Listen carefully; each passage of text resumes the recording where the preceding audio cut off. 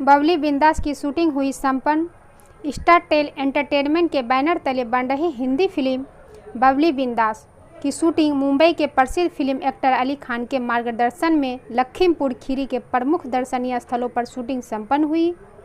इसमें फिल्म के director producer Shashi KK ने हमारे संवाददाता ने बताया कि इस हिंदी फिल्म बबली बिंदास में DOP Shoaib Ansari, assistant director Nitin Sharma जो मूवी एडिटर भी है और इंद्रसेन सिंह कोरियोग्राफर संस्कार शेरस्कार हैं। फिल्म की shooting green field academy, golden स्केबियर रिजोर्टर, महादेव पैलेस, राजा साहेब के कोठी के अलावा अनेक स्थलों पर संपन्न हुई। फिल्म में खलनायक के तौर पर प्रसिद्ध अभिनेता अली खान निभा रहे हैं।